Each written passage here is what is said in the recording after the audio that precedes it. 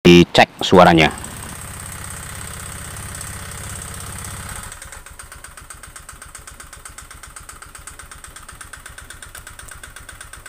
Kemudian silahkan diperhatikan di bagian silinder knalpotnya ya, atau lubang knalpot bagian belakang ini.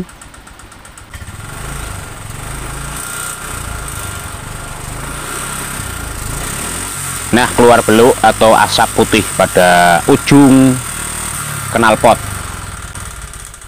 Suara kasar pada mesin diiringi dengan keluarnya asap putih. Mungkin dikiranya dari bagian CVT. Nah, ini saya buka di bagian tutup radiator. Kemudian simak baik-baik di bagian penambungan air radiator atau radiatornya ini.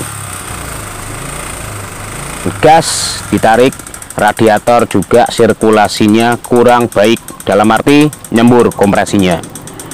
Juga sebagai pembelajaran ketika menemui sepeda motor unit matic suaranya kasar seperti ini, langkah-langkahnya, langkah paling utama itu yang harus kita bongkar atau kita cek terlebih dahulu, itu pastikan bahwa CVT ini tanpa beban, bahwa keras ini tanpa beban, tanpa puli depan. Nah, tanpa puli depan seperti ini, apakah suaranya itu sama, masih kasar? Silahkan disimak videonya.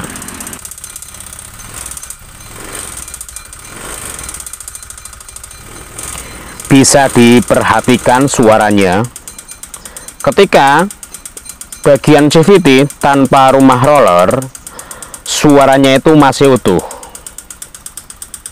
utuh, kasar seperti ini ya. Ini berarti fix yang bermasalah di bagian mesin tengahnya. Bisa dari sehernya atau pistonnya, bisa juga dari setelan rantai stud kampretnya yang bermasalah atau sentut rantai apinya. Tetapi mengingat motor ini keluar asap putih dari lubang knalpot, berarti indikasi ada kelonggaran di bagian pistonnya. Nah, kurang lebih seperti itu ya langkah awal cara pengecekan ketika menjumpai sepeda motor matic yang kasar.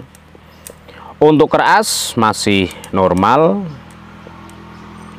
Indikasi atau prediksi saya, motor ini pernah kekurangan oli atau bagian mesin sudah saya pisahkan dari kerangkanya. Sebelum saya melakukan pembongkaran lebih lanjut atau lebih mendalam, ini saya cek dulu satu persatu untuk bagian throttle-nya. Bagian throttle body dulu. Ini penyebab utamanya, pasti salah satu penyebab utama.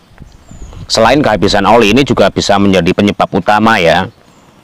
Mesin itu mengalami kerusakan atau trouble. Nah, silahkan monggo disimak di bagian lubang throttle ini ya, kotorannya itu loh, ya Allah Gusti, sampai bagian apa namanya kuningannya itu.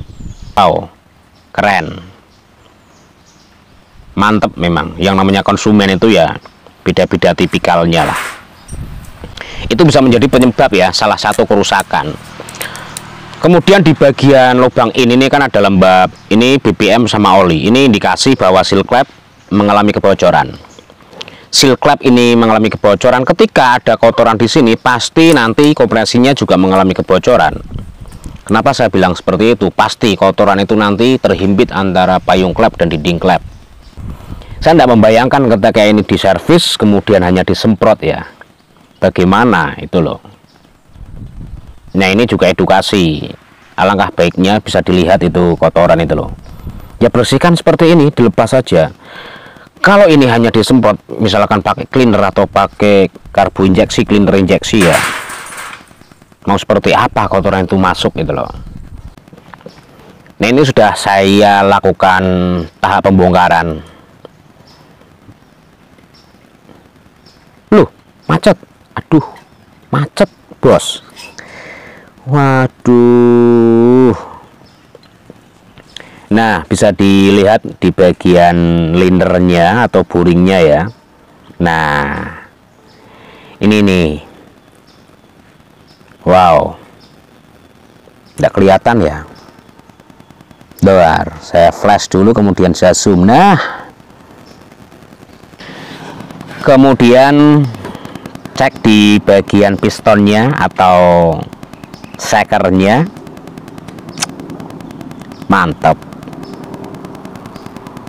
Ya sebenarnya sayang, tapi ya itu resiko konsumen lah. Dan tahap berikutnya pengecekan di bagian kompresi. Seperti awal saya bilang tadi, ketika ada kotoran menempel di bagian throttle kemudian di sela-sela lubang in, itu pasti masuk ke bagian ruang pembakaran dan kotoran itu terhimpit di antara seating klep dan payung klep. Langsung pengecekan di bagian kompresi. Jangan lupa ini ditepkan dulu atau dibebaskan dulu, dalam arti ya free, posisi TMA seperti ini. Nah, seperti ini bebas, posisi bebas knock on asnya.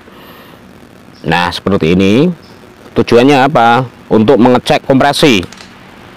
Nah, ini apakah kompresinya itu mengalami kebocoran? Pengaruhnya ke radiator, tapi kalau klep enggak. Nah, benar kan apa yang saya bilang di awal? Kompresinya itu mengalami kebocoran seperti ini.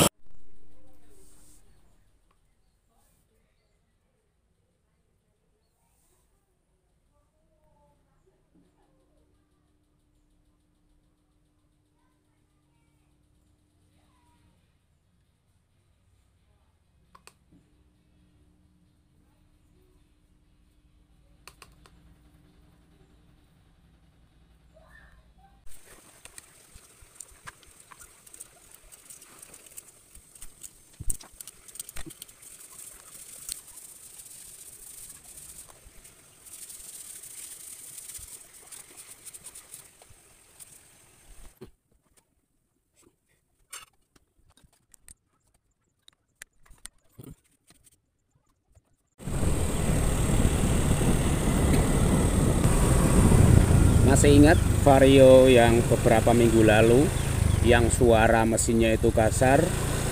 Ini dalam tahap uji test drive atau pengetesan engine, karena ada banyak spare part yang harus diperbaharui atau diganti. Ini tahap test drive dulu untuk mengetahui karakter sepeda motor ini, karena masalahnya banyak sekali spare part yang harus diganti. Intinya di luar dugaan budget sebelumnya.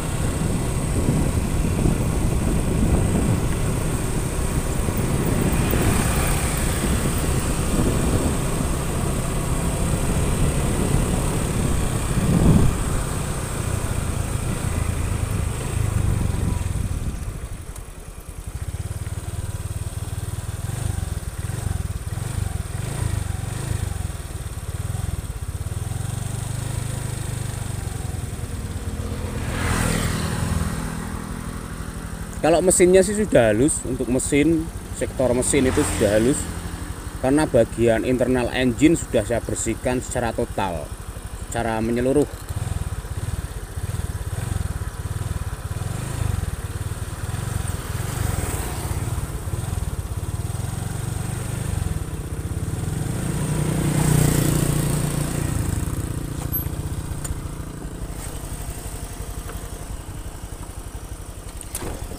Untuk internal engine-nya sudah semua, sudah saya ganti. Kemudian di sini ada beberapa kekurangan ya, di bagian rumah radiator ini sudah tidak dipakai lagi. Intinya rumah receiver radiator itu tidak bisa dipakai lagi, itu wajib ganti, Pak.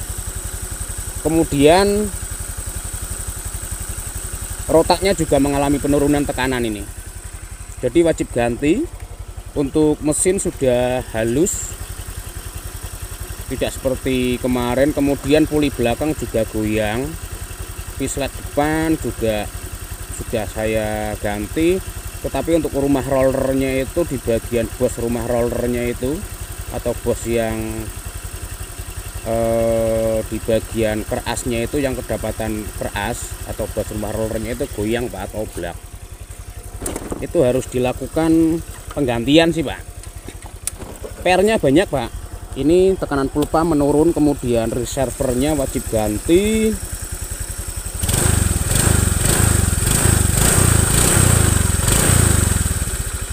Suaranya sudah halus, tidak seperti kemarin.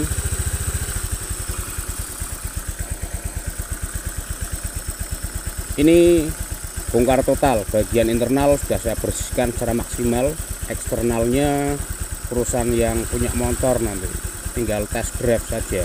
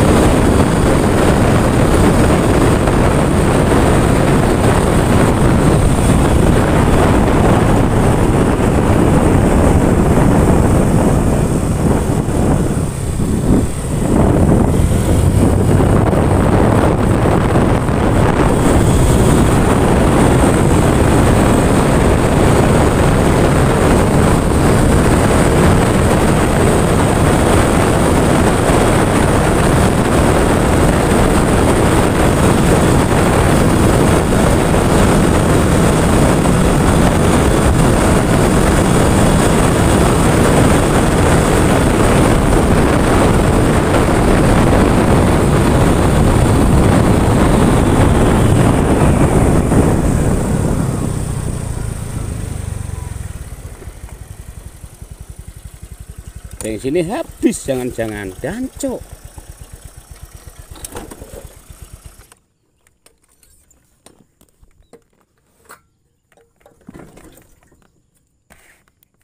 Waduh, bensinnya tinggal sedikit, dancok. Dan bensin cukup pernah sampai rumah. Pulang. Pulang.